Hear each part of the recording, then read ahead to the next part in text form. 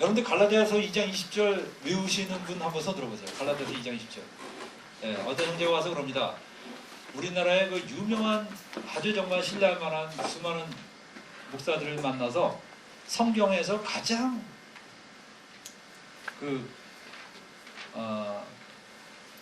핵심이 될 만한 구절 하나만 뽑아달라 했더니 대다수의 사람이 갈라디아서 2장 20절을 뽑았다 그래요.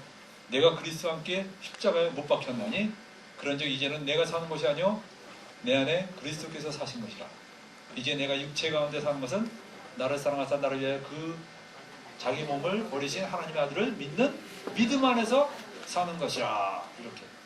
근데 여러분들 갈라디아서 2장 20절 이전에 19절이 있다는 것을 이제 꼭 기억해야 됩니다. 19절 한번 읽어볼까요? 19절? 거기 그대로 나왔죠? 19절에 뭐라 했어요? 내가 율법으로 말미암아 율법에 대하여 죽었나니 이는 하나님에 대하여 살려 함이니라 그랬습니다. 여러분, 내가 율법으로 말미암아 율법에 대하여 죽었다 그랬습니다. 여러분은 태어나서 한 번도 율법 아래 있어 본 적이 없어요. 물론 잘못 율법주의에 빠졌던 사람은 율법 아래 있었던 적이 있었을지 모릅니다. 그러나 사도 바울은 어떤 사람이었냐? 사도 바울은 빌립보서 3장 5절에 보면 사도 바울은 나는 바리새인 중에 바리새인이라고 그랬어요. 바리새인들이 어떤 사람들인지 아십니까? 율법을 문자 그대로 지키자고 선언하고 목숨 걸고 그 율법 지키는 사람들이 바리새인입니다. 바울은 그 바리새인으로 살았어요. 그렇다면 바울의 신앙 방식은 뭡니까? 율법을 문자 그대로 지키는 게 바울의 신앙생활이었어요. 그게 바울의 신앙 패러다임입니다. 그것이 여러분들 율법적 패러다임이에요.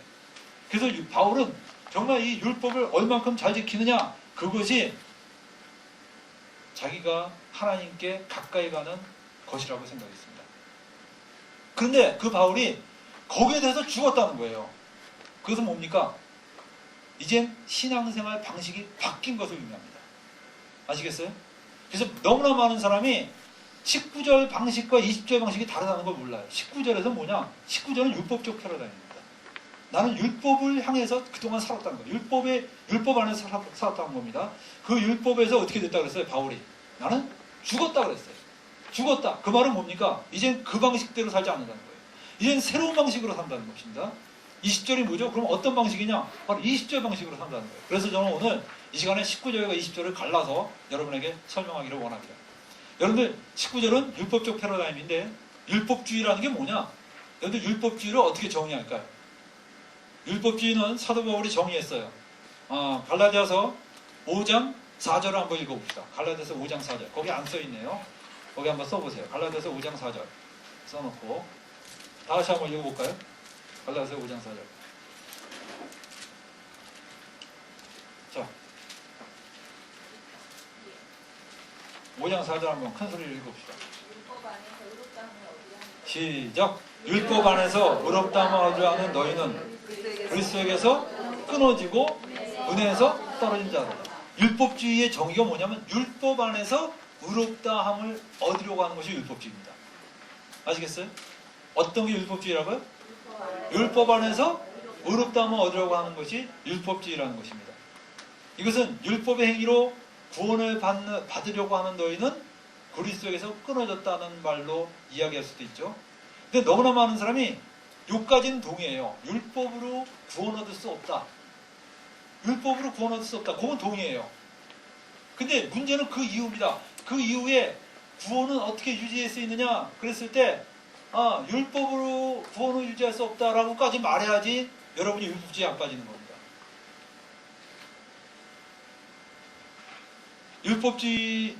율법주의는 여러분들 한번 볼까요? 갈라디아서 5장 4절 다시 한번 읽어볼까요? 거기 뭐라고 했습니까? 율법 안에서 의롭다함을 얻으려고 하는 너희는 어떻게 됐다고 그랬어요? 그리스도에게서 끊어지고 은혜에서 떨어진다. 그리스도에게서 끊어졌다는 게 뭘 의미하죠? 그리스도에게서 끊어졌다. 옛날에 그리스도하고 붙어 있었다는 거예요? 아니면 원래부터 그리스도하고 관계가 없다는 뜻이에요? 끊어졌다. 그 사람 이혼했다면 그 사람 이혼했다 그러면 결혼을 했었다는 거예요? 아니면 원래 처녀라는 소리예요? 예? 처녀한테 저 사람 이혼했다 그러면 뺨 맞아요. 뺨 맞아요. 그죠? 이혼했다는 건 무슨 뜻이에요? 예? 그리스도에서 끊어지고 이건 무슨 뜻이에요? 붙어 있었다는 거죠. 예? 그리고 은혜에서 떨어졌다. 이건 뭐예요? 옛날에 은혜 속에 있었다는데 떨어져 나갔다는 거예요. 그렇다면 뭡니까? 여러분들 가장 오늘날에 많은 그리스도인들이 착각하는 게 뭐냐? 구원은 믿음으로 받지만 예수 믿고 난 이후에는 우리 삶의 규범은 율법이다 라고 생각하고 있어요. 그리고 그 율법을 지킴으로 나는 하나님과의 관계를 유지한다고 생각하고 있어요. 그것이 오늘날의 많은 그리스도인이 갖고 있는 착각입니다. 여러분들 근데 사도 바울은 뭘 경고하느냐? 그 율법으로 신앙생활하는 방식으로 살면 그 마지막이 어떻게 되느냐? 그리스도에게서 끊어진다는 거예요. 저는 그걸 많이 봐요. 율법적인 신앙생활로 계속 한 사람들 보면요, 신앙생활을 오래 하면 할수록 점점 그 사람은 종교적이 되고 고집이 세지고 완악해지고 교만해지고 다른 사람을 정죄하고 멸시하고 이상해집니다. 저 사람 예수 믿으면 오래 믿을수록 점점 어떻게 돼야 돼요? 주님을 닮아가야 되는데 전혀 주님을 닮지 않고 오히려 마귀를 닮아가고 있어요. 왜 그렇습니까? 율법주의적인 신앙생활을 했기 때문에. 무슨 의미인지 아시겠어요? 율법주의 신앙생활을 여러분 간단히 어떤 사람은 나는 모세 율법으로 신앙생활 안 해요. 아니, 기본적으로 우리 한국의 교회들이 예수 잘 믿는 방법을 몇 가지를 가리킵니다. 몇 가지를 가리켜요. 첫째, 11조 잘해라. 둘째, 주의 성서 잘해라. 셋째, 주의 종을 잘 대접하라. 그러면 네가 범사에 잘 되리라. 그럽니다. 여러분들 이게 율법주의입니다. 이런 거 하면 네가 하나님 앞에 의롭다움을 유지할 것이다. 이게 율법주의예요. 이거 조금 더 바꿔볼까요? 조금 거룩하게 바꿔보겠습니다.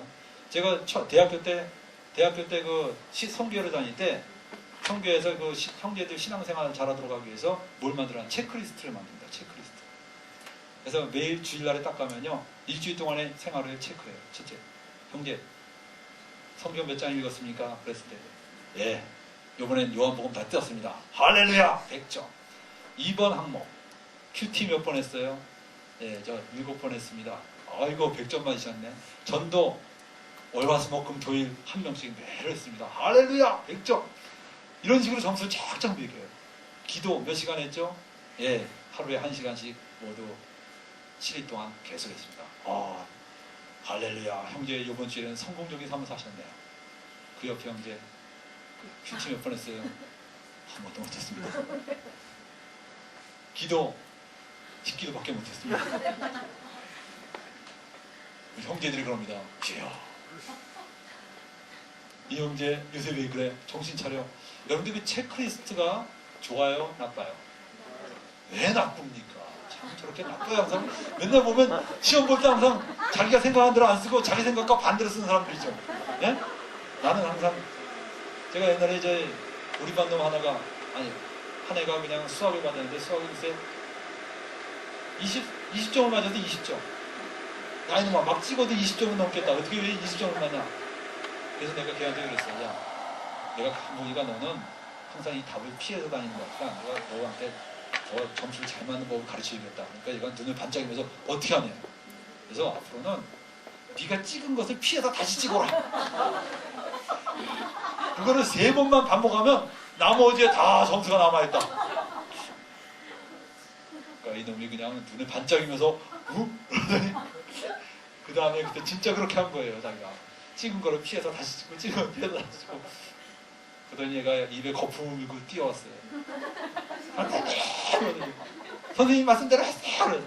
몇 점 맞아야 했더니 16점이야. 참 어려워요. 어려워.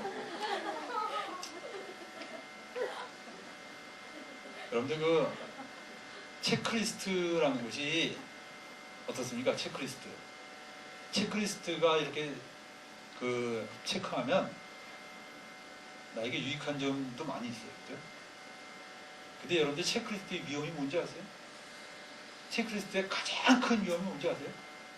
그 체크리스트 만점 맞으면 완벽하게 신앙생활을 했다는 착각이에요. 신앙은 절대 그 체크리스트가 아닙니다. 아시겠어요? 그리고 체크리스트 못한 사람 멸시하는 거예요. 여러분들 어떤 사람은 기도를 많이 하는 것이 신앙 좋은 거라고 생각하는 사람이 있어요. 그 사람은 매일 기도 많이 하고 형제들한테 물어봅니다. 몇 시간씩 기도합니까? 그거 왜 물어보는지 몰라. 자꾸 몇 시간씩 기도하고. 그래서 나 30분이요. 그러면 제가 외람 때나마 말씀드리지만 전 4시간 시간입니다. 여러분들 복음은 뭐라고 그랬어요? 자랑하지 않게 하려 함이니라. 그게 복음인데 이 사람 복음은 지금 빗나가고 있어. 지금 복음이 뭔지를 모르는 거예요. 여러분들 그 사람들이 전부 다 뭔지 알아요? 체크리스트에서 신앙생활하는 사람들이 19절 신앙생활이에요. 19절 아시겠어요? 그래서 여러분들 체크리스트는 그렇다고 체크리스트는 그래서 여러분 체크리스트는 교회에서 체크리스트 가지면 안 돼요. 자기 개인이 체크리스트가 돼야 돼요. 개인이 스스로 내가 주님 앞에서 난 정말 좀 원칙을 갖고 살아야겠다. 스스로 체크리스트가 있는 건 좋은 건데 이 어떤 교회가 체크리스트 갖고선 형제들이 이렇게 체크하고 그러면요. 그게 곧 율법이 됩니다. 그리고 그 아이는 그 사람은 그 체크리스트를 지키는 것이 마치 대단한 신앙생활로 착각해요. 여러분들 제가 많은 선교단체를 듣습니다. 예를 들면 모 단체는 매 사람들 모아갖고 체크를 합니다. 전도했냐 뭐했냐 끊임없이 체크해요. 근데 거기에 10년 있다가 나온 사람이 어떻게 됐냐? 인격이 황폐해졌어요. 인격이 황폐해지고 스스로 뭘 결정할 수 있는 능력을 상실해버렸습니다. 근데 외적으로 보면 너무나 경건한 삶을 살았어요. 아침에 새벽같이 일어나서 새벽 기도하죠. 뭐 죄를 지을 수가 없어. 왜냐하면 다 모여서 서로 이렇게 감시하고 사니까. 죄를 어떻게 져? 그러니까 아침에 모여서 큐티하고 텔레비 안 보죠. 그 다음에 정말 매일 전도하고 성경 나누고 그렇게만 살았어. 그리고 10년을 살았는데 인격이 황폐해졌어. 어떻게 그럴까요? 어떻게 인격이 황폐해질까? 왜 그래요? 율법 안에서 의롭다함을 얻어간 너희는 그리스도에게서 끊어지고 은혜에서 떨어진 자다. 전혀 은혜를 체험하지 못하고 사는 거예요. 끊임없이 압박감에서 두려움에서 사는 거예요. 저도요 옛날에 대학교 때는 전도해라 끊임없이 전도하라는 압박을 받았어요. 전도 크리스찬이 전도해야 됩니까 말아야 됩니까? 해야 되죠. 논리가 다 옳아. 그 논리가 틀린 게 아니야. 전도해라. 그러니까 매일 전도해야 된다는 그 압박감이 있으니까 제가 이 전철에 딱 앉으면요 전도를 해야 되는데 이 옆 사람한테 옆 사람 이렇게 얼굴을 좀 봐요. 인상이 좀 험한가 안 한가. 네? 인상이 좀 순하게 생기면 용기를 내서 전도를 하고 인상이 좀 험악하면 주님 내가 이러다 맞지 않을까 겁내고 그래요. 제가 한번 옆에 앉은 아줌마한테 이렇게 전도했는데 하필이면 그 아줌마 남편이 그 옆에 앉았는데 이 아줌마가 무슨 의처증 남편이 있나 봐. 막 나한테 눈을 부라리고 말 걸지 말라고 막 이러는데 내가 이 무식한 내가 그냥 무지한 내가 센스 없이 혹시 뭐 예수님에 대해서 들어보신 적 있습니까? 그랬더니 그 남편이 저 웬놈이 또 수작 부리나 그러더라고. 참 굉장히 그러지 만약 그걸 전도 안 하면 내 속에도 그런 것 같아요. 너는 아직도 세상을 더 사랑하는구나. 주님보다 세상을 더 사랑하는구나. 아직도 그렇게 겁이 많구나. 딴 사람은 주님 위해서 목숨도 걸고 그러는데 넌 그렇게도 못하는구나. 막 그런 한탄 소리가 들리는 것 같고 버스를 타면 또 버스 옆자리에 꼭 그러니까 어떤 형제는 전도해야 된다는 압박감에 전도는 해야겠고 정말 전도하기는 너무나 괴롭고 그러니까 막 갈등을 느끼다가 내리기 직전에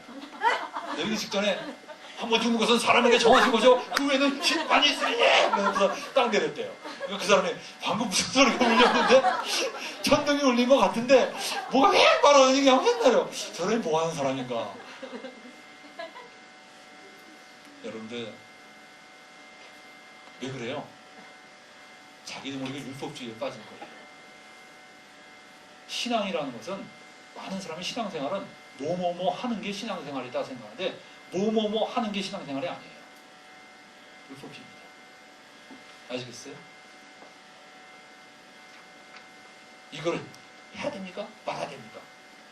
하면 저 참 잘한다. 못하면 못한다. 이런 걸로만 다 따지는 거 그건 신앙생활이 아닙니다. 그건 율법주의입니다. 이게 19절 신앙생활. 19절 방식으로 사도 바울이 평생을 산 거예요. 19절 방식으로. 그러다가 사도 바울이 예수님을 딱 만나고 난 다음에 어떻게 됐습니까? 나는 그런 방식에서 죽었다 그랬어요. 죽었다는 게 뭐예요? 해방입니다. 아시겠어요? 나온 거예요. 그래서 제가 그 어느 선교에 있을 때 그 우리 대학 후배가 경영학과 다녔던 후배인데 그 후배가 나한테 편지를 그 대학 노트로 약 20페이지 가까운 편지를 보냈어요. 깨같은 글씨로. 컴퓨터가 없던 시절에 손으로 써서 보냈어. 손으로. 야, 정말 그 편지 제가 아직도 갖고 있어요. 그거 로마서보다 더 길어. 나 그렇게 긴 편지 처음 봤어. 근데 그 친구가 뭘 썼는지 아세요? 자기가 대학교 1학년 때 예수를 믿었대요. 그리고 모 선교에 들어갔대요. 근데 그 선교에 들어가서 제가 예수를 믿고 나서 너무나 기뻤다는 거야. 그런데 대부분 우리나라의 모든 교회들이요, 처음 예수 믿을 때는 율법주의로 접근 안 합니다. 복음으로 접근해요. 아시겠어요? 근데 문제는 그 이후입니다. 그 이후는 다 율법주의로 빠져요. 복음으로 접근해요. 그래서 이 사람이 예수를 믿었어요. 예수 믿어서 이제 영혼 복락을 누리게 됐고, 천국에 가게 됐고, 구원의 확신을 얻고, 구원의 확신을 다지고, 영생의 확신을 다지고, 그냥 네가 기도하면 주님이 들으신다, 막 그냥 기쁨 가운데 사는데, 조금 어느 정도 생활하다 보니까 이제 너는 다 컸으니까 전도해야지. 이 친구가 예수 믿은 지 1년이 채 안 돼서 이제 예수 처음 믿는 사람들을 양육하라고 막 맡겼어요. 양육을 하는 거 좋아요. 양육을 하는데 이 친구는 특징이 뭐냐? 대인공포증이 있는 형제예요. 대인공포증이 있는 형제인데 이 친구한테 사람을 맡겨갖고선 양육하라 그러니까 양육을 할 수 있어요. 근데 문제는 뭐냐? 이 친구가 안 나올 때가 있잖아. 안 나오면 어떻게 해야 돼요? 전화해야 되죠. 전화하는 게 너무나 무서워. 더구나 전화를 딱 했는데 그 엄마가 딱 봤더니 누구세요? 그래서 저는 저 대학교 선배 누구는 아, 그 선배! 얘 성경 공부 가르치는 선배야? 예, 그렇습니다. 앞으로 이런 걸로 전화하지 마세요. 내한테 공부 좀 하게 내버려 두세요. 다 끊어요. 그러면 쇼크를 받는 거야, 쇼크를. 우리는 그냥 네, 그 다음에 또 다시 전화도 하고 그러는데 이 친구는 그게 막 가슴이 떨리는 거야, 그냥. 너무나. 그 이해가 됩니까, 여러분? 소심한 사람들이 있어요, 그런 소심한 사람들. 그래서 이 친구가 너무나 괴로운 거야, 그게. 너무너무 괴로운 거야. 그래서 나중에, 그런데 또 안 할 수는 없잖아. 위에선 그런 걸로 괴로워하면 되냐. 돌에도 맞는데, 막 이러고야. 이 친구는 정말 죽어도 하기 싫고. 나중에 너무 갈등을 느끼다가 이 친구가 결론을 내렸어요. 예수님은 나의 무거운 죄의 짐을 벗겨주셨는데, 그리고 나서 더 무거운 의의 짐을 나에게 지어줬습니다. 세상에, 여러분들 그거 알죠? 네? 당나귀 소금 씻고 가는 당나귀가 어느 날 물에 퐁도 빠졌더니 가벼워졌잖아. 그걸 가지고는 이런 방법이 있다냐. 소금만 지고 가면 물에 풍덩 빠져서 가만히 누워있다가 탁 일어나면 반으로 쪼는 거야, 반으로. 그러니까 나중에 가만 보니까 이 소금 장수가 저는 꽤 심하네, 머리 쓰네 이래갖고선 이번에 소금을 딱 썼어요. 그러니까 이놈이 소금 굉장히 가벼운데도 불구하고 이것도 좀 더 가볍게 해서 물에 퐁덩 빠졌다가 일어나니까 어떻게 돼요? 죽음이지 뭐, 죽음이야. 예수님이 너 무거운 죄의 짐을 졌구나. 딱 벗겨주더니 이제 이걸로 입어 그러면서 딱 쓰는데 짜부러지는 거야. 그냥 짜부러지는 거야. 너무나 많은 사람이 예수 믿고 나서요 너무나 힘들게 생활하고 있어요. 왜 그러냐? 율법주의에 빠졌어요. 복음으로 시작했다가 다 율법주의에 빠졌어요. 근데 그 율법이 너무 가혹한 것 같으니까 조금 더 줄여줘요. 센스 있는 목사는. 야, 딴 거 다 필요 없어. 3가지만 해. 11조! 주의 성서! 주의 종을 잘 대접해! 그 3가지만 하면 범사에 잘 되리라. 놀라운 율법을 또 만들어놨어요. 자기 딴에는 많이 줄여준 거야, 그래도. 600몇 가지를. 근데 그 3가지도 또 버거울 때 많아요. 그죠? 어떤 사람 11조 어떻게 바친다? 온전한 11조, 퍼펙트한 11조. 그런데 그 11조 퍼펙트하게 바치는 것에 대해서 쓴 이렇게 두꺼운 책을 내가 본 적이 있어요. 어떻게 보면 완벽한 11조를 바치는 이렇게 두꺼운 책. 여러분들 그러면 그 3가지 다 하면 진짜 완벽한 크리스찬입니까? 그게 바로 여러분들 율법주의예요. 19절 방식의 신앙생활입니다. 사도 바울은 거기에 대해서 죽었다고 얘기하고 있어요. 어떤 사람은 그럽니다. 야, 그렇다면 그렇게 맨날 아무런 체크리스트도 없고 원칙도 없으면 개판으로 사람들이 얼마나 개판으로 살겠냐? 그렇지 않죠. 왜 그래요? 20절 있잖아, 20절. 너무나 많은 사람이 19절에서 해방다! 그래놓고선 이 사람이 20절도 안 가고 없어졌어, 그 다음에. 제가 그런 사람 봤어요. 아무튼 제가 한양대에서 이렇게 학생들 성경 공부하는데 이 친구가 19절 공부를 한 거야. 우리는 율법에서 잘가다 율법에서 해먹었다 그러니까 할렐루야 하더니 사라지더라고. 그 다음에 우리 20절 배우고 있는데 없어졌어. 이 친구가 20절 배울 때 없어졌어. 그냥 한 달 만에 나타났어요. 다 하더니 할렐루야 하면서 나타났어. 어떻게 살았냐 했더니 마음대로 살고 와서 마음대로 20절을 안 배웠어. 그 친구 19절에서 율법에서 죽었고 그냥 시체가 돼서 그냥 갔어. 그냥 무덤에서 사는 거야. 무덤에서. 차라리 19절에서 사는 게 나아요. 19절에서. 내가 아까 그랬죠. 10평 아파트에서 옮겨서 48평으로 갔대. 48평으로 들어가야지 행복한 거지. 10평 아파트 나와서 길에서 헤매고 있으면 뭐가 돼요? 정말 집 없는 거지가 되는 거예요. 그만. 여러분들 우리 크리스찬들의 신앙 방식은 20절입니다. 19절이 아니에요. 그 체크리스트에서 신앙생활하는 게 아닙니다. 여러분들 왜 율법주의에 들어가면 그리스도에서 끊어지느냐 이거예요. 왜 끊어질까요? 왜 끊어질까요, 여러분들? 우리 몇 가지만 확인하고 20절로 넘어가겠습니다. 왜 끊어질까요? 한번 말해보세요, 여러분들. 왜 율법주의적인 신앙을 하면 그리스도에서 끊어지죠? 예? 다 못 지키니까 끊어진다. 또 네, 형식주의로 빠지기 때문이다. 아주 그것도 참 좋은 지적입니다. 형식주의로 빠지기 때문이다. 또 율법주의에 빠지면 왜 그리스도에서 끊어지냐면요. 문자를 지키는 것을 신앙으로 착각하기 때문에 그리스도에서 끊어집니다. 원래 믿음이라는 건 주님과 나와의 긴밀한 관계예요. 근데 그게 없어지고 내가 어떤 거 행동하는 것으로서 그게 신앙으로 착각하는 거야. 그게 본질이 아닌데 그걸 본질도 생각해 봅니다. 여러분들 한번 생각해 봅시다. 사랑의 본질이 뭔지를 각자 나름대로 다 다를 거야. 사랑의 본질이. 자, 제가 아내를 사랑해요. 아내를 사랑해서 그 사랑이 여러 가지 행동이 나오죠. 사랑이면.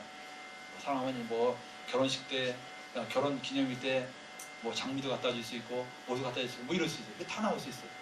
근데 어떤 사람이 그 사랑의 본질을 모르고 장미를 갖다 주는 게 사랑이라고 생각하고 있다고 그래봐요. 이 사람은 맨날 길판으로 살면서 장미만 갖다 주는 거야. 장미 한 송이 던지고 살아요. 장미 한 송이 맨날. 어? 그래놓고서 나는 나 같은 남편 어딨냐? 어? 내가 장미 너한테 왜 한 송이 주잖냐? 이러면서 자기 의무로 다 했다고 생각해. 그럼 어떻게 돼요? 끊어집니다. 끊어져요. 그죠? 누가 끊어져요? 마누라랑 끊어지는 거예요. 그죠? 끊어지는 거예요. 왜냐? 저도 그런 얘기 많이 들어요. 맨날, 내가 뭐 월급 갖다 주고 뭐 다, 내가 못하는 게 뭐 있냐? 그러면, 바가지를 긁는다 이거야. 도대체 내가 못하는 게 뭐 있냐? 부인이 원하는 건 그게 아니에요. 무슨 뭐 월급 갖다 주고, 뭐 생활비 대주고, 옛날 그 우리 없었던 시절에 아버지가 쌀 한 대 들고 집에 들어오는 게 큰 아버지의 의무였잖아요. 왼쪽에는 연탄 한 장, 오른쪽에는 쌀 한 대, 이거 들고서 그냥 딱 술 취해갖고서 그냥, 문 열어! 딱 이러고 그냥, 양손에 들고 있는 거 보고선, 오셨습니까? 이러는데. 양손에 없으면 구박받죠. 그걸로 큰 의무를 했던 시절이 왕년에 있었어요, 우리나라에. 그죠? 근데 요즘에 그 두 개를 가지고 의무를 다 했다 그러면 어떻게 돼요? 그날로 바로 쫓겨납니다. 그날로 쫓겨납니다. 여러분들, 사랑의 본질은 거기 있는 게 아니에요. 근데 너무나 많은 사람이 그거를 본질로 알게 될 때 왜곡되는 거예요. 다 왜곡되는 거예요. 그래서 율법주의에 빠지면 그리스도에서 끊어진다는 말이 그거예요. 조금 이해가 됩니까? 네? 마누라에게서 끊어진다는 말이 이해가 돼요? 네, 율법주의에 빠지면 그리스도에서 끊어지고 은혜에서 떨어진잖아요. 정말 그분과 나와의 인격적인 관계가 이제 무슨 관계가 되냐면요. 무슨 딜하는 관계. 무슨 내가 이만큼 주니까 당신 모아 주십시오. 이런 거래 관계로 전락이 되어버려요. 율법주의까지.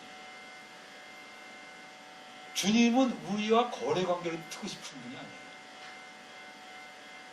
우리 그런 거 많이 하죠. 대학 시험 보고 난 다음에 주님 나 붙여주시면 그런. 어떤 사람이 그냥 길 가다가 글쎄 술 취한 사람이 철로를 걷다가 철로 사이에 발이 꼈어요. 근데 기차가 저기서 뻥 오는 거야. 너무 다급하니까 이 술 취한 사람이 하나님을 기억해냈어요. 하나님, 나 좀 살려주시면 내가 5만 원 드리겠습니다. 근데 안 빠지는 거야. 재산에 바로 드리겠습니다. 그래서 안 빠져요. 재산은 다 드리겠습니다. 그러니까 쑥 빠지는 거야. 그러니까 야, 참 하나님이 도와주시기 전에 참 제가 그래도 다행히 제 힘으로 뺐네요.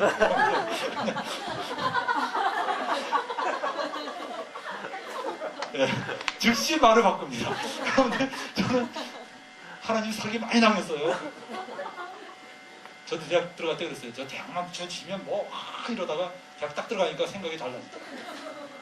그러다 의도 맞았지만 실제로 여러분들 우리가 얼마나 하느님 앞에 율법주의적인지 몰라요. 뭐 해주시면 어떻게 하면 굉장히 율법주의적이에요. 복음은 그런 게 아니에요. 여러분들 그리스도께서는 우리를 율법에서 자유케 하셨습니다. 여러분들 율법에서 자유케 할 건 몇 가지 이유가 있어요. 율법에서 자유케 했다. 주님은 우리를 율법에서 자유케 하셨는데 거기 한번 읽어볼까요? 자, 갈라디아서 2장 19절 한번 볼까요? 시작. 내가 율법으로 말미암아 율법에 대하여 죽었나니 이는 하나님에 대하여 살려 함이니라. 자, 율법에서 죽고 이제는 뭐예요? 하나님에 대하여 살려는 것은 뭐냐면 이제는 어떤 문자 지켜서 거래하는 게 아니라 그분과 내가 인격적인 관계로 교제하는 관계로 올라갔다는 거예요. 새로운 차원의 신앙으로 올라간 겁니다. 여러분들 로마서 7장 6절 한번 보세요. 로마서 7장 6절. 쟤는 이게 잘못 나면 이자가 빠졌습니다. 이제는 시작. 이제는 우리가 얽매였던 것에 대하여 죽었으므로 율법에서 벗어났으니 이러므로 우리가 영의 새로운 것을 섬길 것이요 율법 조문에 묵은 것으로 아니할지니라. 야, 이제는 우리가 어떻게 됐다고 그랬어요? 율법에서 어떻게 됐다고요? 벗어났다고 그랬어요. 아니 성경에 이렇게 분명히 벗어났다고 그랬잖아요. 그래야 안 그래요? 근데 왜 율법 속에서 헤매고 사냐고. 예? 왜 율법 속에서 헤매고 사냐고. 율법에서 벗어났다고 그렇게 분명히 말하는데도 벗어났다는 게 뭔지를 모르는 거야. 저는 어떤 목사님 이렇게 가르치는 거 봤어요. 율법에서 벗어났습니다. 확실히. 그러나 벗어난 것은 의식법에서만 벗어났다니까. 의식법. 뭐 돼지고기 먹지 말라. 이런 거에서만 벗어난 거지 딴 것에서 벗어난 게 아니라. 여전히 그리스도인이 필요한 것들이 있다라고 얘기하는 거예요. 맞아요, 틀려요? 그거는요, 예를 들면 한번 보세요. 율법에서 벗어났다. 우리 율법에서 벗어났어요? 안 벗어났어요? 어떻게 알아요? 성경에 나왔잖아요. 여기 벗어났다고. 그러면 율법에서 뭐라고 했습니까? 도둑질하지 말라 있어요, 없어요? 있어요, 없어요? 있어요. 벗어났으니까 도둑질 해도 돼요, 안 돼요? 예? 안 되잖아요. 겉봐라. 율법에서 못 벗어났지? 못 벗어났지? 어? 봐봐. 도둑질 할 거예요? 그러면? 안 해야 되잖아. 그러니까 율법 그거 필요하잖아. 도둑질하지 말라는 율법 필요하잖아. 필요하죠? 필요하죠? 네. 살인하지 말라. 살인하면 돼야 안 돼요? 안 되죠? 겉봐. 살인하지 말라 율법 필요하잖아. 율법이 필요하다니까? 라고 얘기해요. 그래서 그리스도인들은 바로 율법에서 벗어났다는 것은 그 의식법에서만 벗어났다는 거지 그런 그냥 도덕법 이런 데서 벗어났다는 게 아니다라고 말해요. 너무나 그럴싸해요. 너무나 그럴싸해요. 그죠? 너무나 그럴싸해요. 예? 맞는 얘기 같죠? 그렇죠. 맞는 얘기 같아요. 근데 여러분들 크리스찬들은 거기서 벗어났어요. 그럼 도둑질해도 됩니까? No. 살인해도 됩니까? No. 간음해도 됩니까? No. 왜 안 됩니까? 그 법이 말하기 때문이 아니라 새로운 복음적 패러다임에서 그것이 용납이 되지 않아요. 그 복음적 패러다임이 뭐냐? 그거를 우리가 배워야 돼요. 아시겠어요? 우리는 살인하지 말아야 된다는 그 생각 때문에 그러면 우리 율법 지켜야 되겠구나. 다시 돌아가면 안 돼요. 사도 바울은 나는 율법에 대해서 죽었다. 이것은 모든 율법에 대해서 난 죽었다는 거예요. 아시겠어요? 모든 율법에 대해서 죽었다는 겁니다. 율법에서 여러분 죽어야 될 이유가 있어요. 율법에 대해서 여러분이 율법적 신앙생활을 하면 두 가지 극단적 상황이 생깁니다. 하나는 뭐냐면 자기가 완벽하다고 착각할 수 있어요. 부자 청년이 그럽니다. 내가 어떻게 하면 영생 얻으리까? 그러니까 예수님이 뭐라 하세요? 네가 계명을 지켜라. 어떤 계명입니까? 그랬더니 내 부모를 공경하라. 간음하지 말라. 도둑질 하지 말라. 살인하지 말라. 예수님이 쭉 말씀하세요. 그러니까 이 부자 청년이 피시시 웃으면서 뭐라 그래요? 내가 어려서부터 이것을 다 지켰나이다. I'm perfect 그랬어요. 그러니까 주님이 뭐라 그랬어요? 그래? 이제 네 재산 다 버리고 날 따라라. 그러니까 노랗게 됩니다. 얼굴이. 예? 노랗게 돼요. 여러분들 율법주의는 많은 사람이 어떤 일이 생기냐면 자기가 완벽하다고 착각하는 오류를 날 수 있고, 여러분들 그러나 그 반대는 뭡니까? 반대는요 끊임없는 죄책감으로 의기소침해질 수 있어요. 너무나 많은 그리스도인들이요 죄의식 때문에 정신병을 합니다. 저 사람 예수 믿기 전에는 참 행복했던 사람인데 예수 믿고 나서 비참해졌어. 죄의식, 죄책감. 그런 사람 손 들어보세요. 예수 믿고 나서 비참해진 사람 손 들어보세요. 예, 그런 사람이 있네 진짜. 예, 누구라고 얘기 안 했습니다. 제가 방금 손 든 것을 봤어요. 정말 여러분들 예수 믿고 나서 이 두 극단이 그래서 상당히 율법주의에서 나와. 율법주의가 사람의 양심을 비참하게 만듭니다. 하나님은 윤리를 율법에서 해방시키신 이유가 또 하나 있어요. 그건 뭐냐면 예수 믿는 사람들이 하나님이 뭐라 했어요? 믿는 순간에 너를 어떻게 한다고요? 의롭다라고 선언하세요. 의롭다. 의롭다라는 말은 무슨 뜻입니까? 진짜 너는 죄가 하나도 없는 사람을 내가 간주하겠다. 넌 내 말을 충성되게 다 지킨 그 사람으로 내가 간주해주겠다. 이거 엄청난 축복이에요, 여러분들. 여러분들은 그냥 그냥 지식으로 듣는데 우리 교회에 나왔던 한 자매도 그래요. 맨날 얘기하니까 누가 몰라. 다 아는데. 맨날 저 얘기만 하네. 지루해. 맨날 이러더니 어느 날 1년 동안이나 그 얘기를 듣더만 별로 대수롭지 않게 하더니 어느 날 카페에 앉아서 이 자매가 이제 떠나겠다 그래서 교회 형제들 몇 명이 앉아갖고 카페에 앉아서 대화를 나누다가 갈라디아서 2장 20절을 가지고 쭉 얘기하니까 갑자기 이 자매가 아니 뭐 봉참 뜯는 소리 하더라고. 갑자기 이게 복음입니까? 이러더라고. 원 세상에 1년 동안 할 때는 맨날 졸고 그냥 누가 몰라 다 아는 거 이러더니 그때서야 눈이 뜬 거. 그게 뭔지 아세요? 지식이 없었던 게 아니라 믿질 않은 거야 진짜. 진짜 믿질 않은 거야. 그러다 진짜 믿으니까 이거 대단한 거야. 아니 이거 엄청난 걸 줬네. 이거 하나 어떤 사람이 다이아몬드 이만한 거 줬다 그래봐요. 이거 형제를 위해서 드리는 겁니다. 이거 네 감사합니다. 감사합니다. 그래서 쓱 집어넣었어요. 대수롭지 않게. 이거 참 뭐 나에게 줬으니까 고맙지 뭐. 근데 다 보고 있어. 근데 어느 날 가만히 보니까 이게 다이아몬드야. 그럼 어떨까요 손이? 네? 이거 얼마냐 모르니까 1,000억이래. 1,000억. 그럼 어떻게 될까요? 1,000원이 아니라 1,000억. 1,000억. 그럼 손이 어떻게 될까? 떨리기 시작하겠죠? 이게 그거예요. 우리가 믿음만 가지면요 이게 귀한 건지를 몰라. 근데 주님이 진짜 너 의롭다고 여긴다. 주님이 널 의롭다고 진짜 여긴다는 거야. 이거 진짜라면요 주님 앞에서 정말입니까? 정말이다 그러면 허리 쫙 피는 거야. 그런지도 모르고 나 괜히 비참하게 살았네. 할렐루야! 그래서 여러분들 로마서 5장 1절에 우리가 믿음으로 의롭다함을 얻었은즉 우리 주 예수 그리스도로 말미암아 하나님으로 더불어 화평을 누리자 그랬어요. 화평을 누리자. 그래서 여러분들 잘 보세요. 그 의롭다함이 율법 아래 있어요. 율법적 패러다임에 있으면 어떻게 되는지 아세요? 그 의롭다함을 유지하려면 뭘 해야 돼요? 예? 율법적 패러다임에서는 그 의롭다함을 유지하는 방법이 율법을 지키는 거예요. 그거를 열심히 지켜야지만 그 의롭다함이 유지가 되는 겁니다. 만약에 못 지키면 어떻게 돼요? 의롭다함이 취소되는 거예요. 그래서 순간적으로 뭐가 됩니까? 죄인이 되는 거예요. 죄인이. 그럼 어떻게 돼요? 죄인이 되면 다시 의인이 되기 위해서 또 막 몸부림치고 내 죄를 회개합니다. 이 독수자 자식들아 다 회개하라 그러니까 또 막 몸부림치고 떼굴떼굴 구르고 막 그럽니다. 그럼 한 조금 깨끗해진 것 같아요. 그죠? 카타르시스가 됩니다. 그러면 주님 이제 의인입니까? 라고 물어보면 거해 이럽니다. 네? 율법적 패러다임으로 그 의롭다움을 유지하려고 해요. 근데 주님은 어떻게 하시는지 알아요? 야 너희들은 내가 보면 다 안다. 주님이 우리 다 알아요. 얼마나 잘 넘어지는 사람인지. 얘는 바람만 불어도 넘어지는 애야. 그러니까 주님이 그럽니다.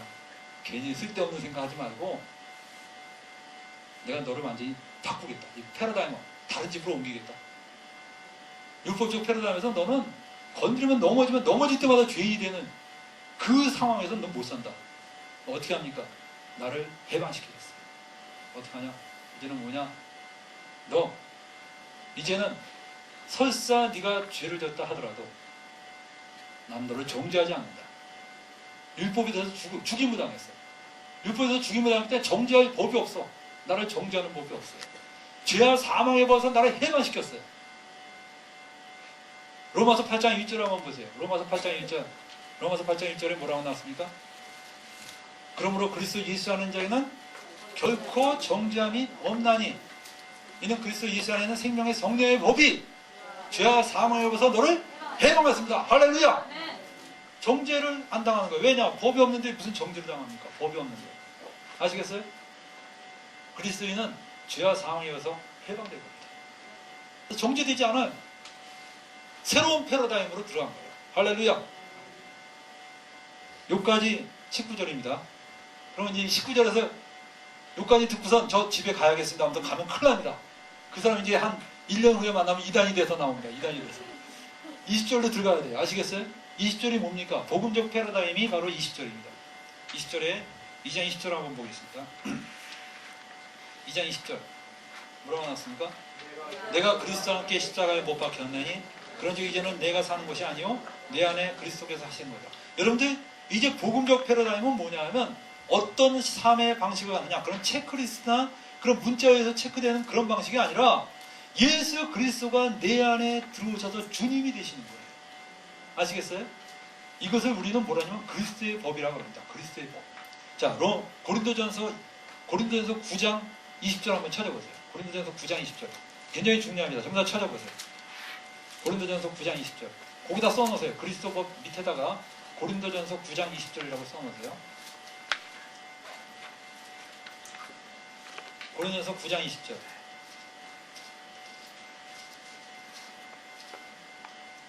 읽어볼까요? 다 같이? 시작.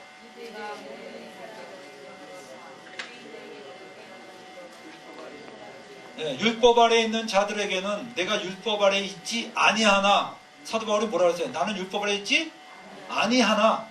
율법 아래에 있는 자처럼 된 것을 율법 아래에 있는 자들을 얻고자 하며. 분명히 자기 정체성은 뭐라고 그랬습니까?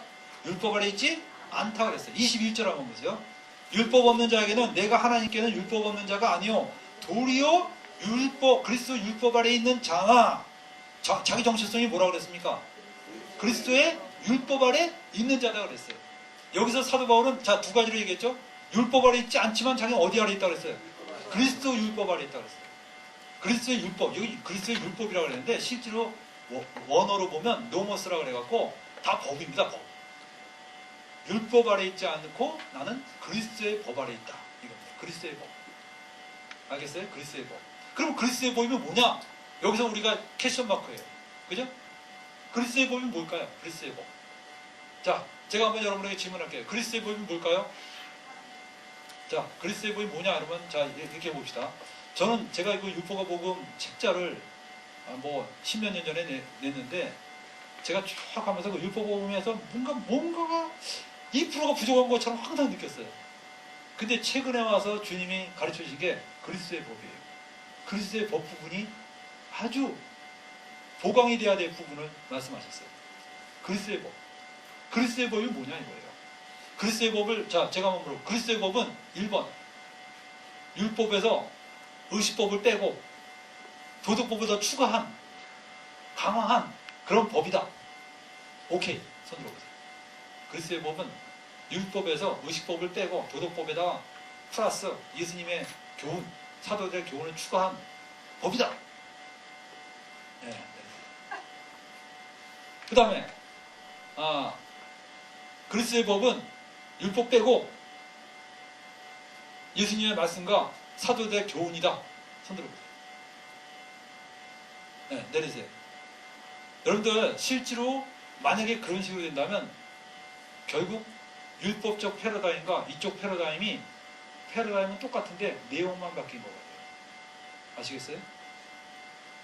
무슨 의미인지 아시겠어요? 내용만 바뀐 거지 패러다임은 똑같은 거야. 내용만 바뀐 거지. 다시 말하면 율법의 613가지가 의식법 빼고 몇 가지 추가돼서 내용을 바꿔갖고 똑같은 방식이 되는 거예요. 그렇다면 여러분들 19절에 사도 바울이 죽을 필요가 있어요, 없어요? 사도 바울이 죽은 건 뭐에 대해서만 죽은 거야? 의식법에 대해서만 죽은 거가 돼버려요. 의식법에 대해서만. 여러분들 의식법이 솔직히 지키기가 어려운 겁니까? 의식법은요, 잘 들으세요. 율법 중에서 인간이 지키기 가장 어려운 부분이 뭘까요? 인간이 연약해서 지키기 가장 어려운 법이 뭐죠? 예? 우리는 하나님 앞에서 율법의 행위로 의롭다함을 얻을 육체가 없느니라 라고 말했을 때 사도 바울은 무엇을 염두에 두고 말했을까요? 정답을 먹어보라. 사도 바울이 오호라 난 공부한 자로다. 나는 의를 행하고 싶지만 나는 항상 죄를 행한도다 라고 말할 때 사도 바울이 몸부림친 게 돼지고기 먹고 싶어서 그랬던 거예요? 네? 사도 바울이 몸부림친 게 뭐예요? 정답 도덕법이에요. 사도 바울이 로마서 7장에 보면 나는 탐심을 죄인 줄 몰랐는데 성경에 내 이웃에 관해서 탐내지 말라 하는 그 말을 듣는 순간부터 그게 죄가 됐다는 거예요. 이게 전부 다 뭐예요? 도덕법이에요. 그래서 사도 바울이 오호라 그래서 난 공부한 자라는 거예요. 나는 내가 아무리 몸부림치지만 하나님 앞에서 내가 도덕적으로 완벽할 수가 없다는 거예요. 이 비참한 상황에서 나를 어떻게 해방시키느냐? 주님이 나를 거기서 자유케 하셨다는 거야. 할렐루야. 그런데 그리스도의 법이 여전히 율법에서 의식법 뺀 나머지 법이다. 그것도 모자라서 플러스 주님의 교훈까지 합쳐서 완전히 그냥 이 빵에다 그냥 버터까지 발라갖고서 그냥 또 줘요? 우리 죽으란 소리야. 그러면 죽으란 소리. 차라리 주님 그만하십시오. 이제 제가 그냥 조용히 그냥 죄인으로 살겠습니다. 그렇게 말해야 돼요. 아시겠어요? 전혀 아닙니다. 주님은요 그렇게 말씀하시지 않았어요. 주님은 이렇게 말씀하셨습니다. 어차피 너는 네 힘으로 지킬 수 있는 거 없다는 거예요. 그러니까 네가 할 일은 뭐냐? 진짜 나를 주님으로 받아들이라는 거야. 그럼 내가 네 속에서 살겠다는 거야. 할렐루야. 주님이 정말 내 안에 들어오셔서 사시겠다는 거야. 그래서 여러분이 크리스찬의 체크리스트는 딱 하나예요. 아침에 일어나서 큐티했냐? 기도했냐? 이 체크가 아니라 아침에 딱 일어나서 예수님은 나의 주님이신가? 질문에 네. 그러면 오케이. 그 다음에 성경을 읽고 기도를 하고 그건 부수적인 산물이지 딴 게 아니야. 예수님이 진짜 너의 주님이시냐? 그래서 여러분들 아침에 일어나서 저는 아침에 일어나서 그 기도를 첫 번째로 합니다. 예수님은 나의 주님이십니다. 그거예요. 기도 몇 시간씩 했냐? 그게 중요한 게 아니야. 바리새인들이 맨날 몇 시간 했냐고 싸웠어요. 너 몇 시간 했니? 3시간. 난 4시간 했다 이놈아. 그리고 그걸 과시하기 위해서 사람들 앞에서 기도했어요. 시장에서 기도했어. 웬 시장에서 기도해? 기도를 골방에서 하지. 바리새인들은 그게 그냥 신앙이라고 생각했어. 크리스찬의 체크는요. 네 안에 주님 그리스도가 정말 주님이시냐. 그 질문에 예스라고 대답 못하면 그 사람이 기도를 하든 성경을 읽든 다 종교행위예요. 종교행위. 알겠어요? 다 종교행위입니다. 종교적 과시고 아무것도 아니야. 주님이 그런 종교행위를 쫙 진열장처럼 들어놓는 바리새인을 향해서 뭐라 그랬어요? 이 독사의 자식들이라고 그랬어요. 이 독사의 자식들. 왜? 외적으로 봤을 때 너무나 경건했던 바리새인. 바리새인이 여러분들 얼마나 경건한 사람인지 알아요? 일주일에 이틀씩 금식하는 사람이에요. 여기서 그런 사람이 있으면 손 들어보세요. 일주일에 이틀씩 금식하고 11조 완벽한 퍼펙트한 11조 드리고 윤리적으로 아무 흠이 없던 사람들입니다. 근데 그 바리새인이 예수님은 잡아서 죽였어요. 신앙의 본질은 뭔지 아세요? 예수 그리스도가 그 안에 주님이 되신 것이 신앙의 본질입니다. 사도 바울이 그걸 깨달은 거예요. 담에서에서 꼬꾸라지면서 그가 지금까지 해왔던 모든 패러다임, 율법을 지킴으로써 어떤 걸 행함으로써 하나님 앞에 자기는 의롭게 될 수 있다고 생각했던 그 모든 게 다 깨져버린 겁니다. 그리고 뭐냐? 그리스도가 나의 주님이 되심으로써 비로소 내가 의롭게 되고 그리스도가 나의 주님이 되심으로써 비로소 나는 그 안에서 비로소 하나님의 백성으로 살아갈 수 있다는 것을 발견한 거예요. 그래서 우리 전도할 때 누구 전도해요? 전도할 때 바로 예수 그리스도를 전하는 겁니다. 그리스도가 우리를 위해서 죽으셨다. 이 예수님은 너의 주님으로 받아들이라는 거야. 아시겠어요? 예수님이 여러분의 주님이십니까? 예? 그럼 여러분은 새로운 패러다임으로 살아야 돼요. 예수님은 저의 주님이십니다. 그러나 저는 율법적 패러다임으로 살겠습니다. 그럼 끊어져 나간다니까? 그게 왜 끊어져 나가요? 그런데 끊어져 나갑니다. 아직도 이해를 못 하시겠습니까? 제가 조금 다른 얘기를 하겠습니다. 여러분들, 사도 바울이 이런 얘기 했어요. 사랑은 율법의 완성이니라 그랬습니다. 무슨 뜻일까요? 사랑은 율법의 완성이니라. 법은 아무리 가지수를 늘려도요, 사랑을 만들어내지 못합니다. 제가 가장 많이 듣는 이야기가 콩쥐팥쥐 이야기예요. 콩쥐팥쥐 이야기 한 번도 못 들어보신 분 손 들어보세요. 참 외국에서 살다가 오신 분들. 콩쥐팥쥐 이야기. 우리나라 유명한 전래동화죠. 자, 콩쥐팥쥐 엄마는 누구 엄마였어요? 또 콩쥐 엄마 이런 사람들. 정말. 콩쥐팥쥐 엄마가 누구 엄마예요? 팥쥐 엄마. 그럼 콩쥐는 누구예요? 예? 예. 자기 남편 전처 딸이야. 다시 말하면 계모예요. 팥쥐 엄마. 팥쥐 엄마가 누구를 사랑했어요? 팥쥐를 사랑했어요. 콩쥐는 너무너무 비었죠. 저랑 막 지어받고 싶은 애가 콩쥐였어요. 그죠? 근데 콩쥐를 맨날 지어받고 밥도 잘 안 주고 빨래도 안 해주니까 팥쥐 엄마한테 뭐가 필요해요? 법이 필요합니다. 법이 필요해요. 그래서 팥쥐 엄마한테 법을 줬어요. 너는 아침마다 콩쥐에게 밥을 꼭 줘라. 그러니까 이 콩쥐 엄마가 너무 화나지만 저 법을 어기면 자기 감옥 가거든.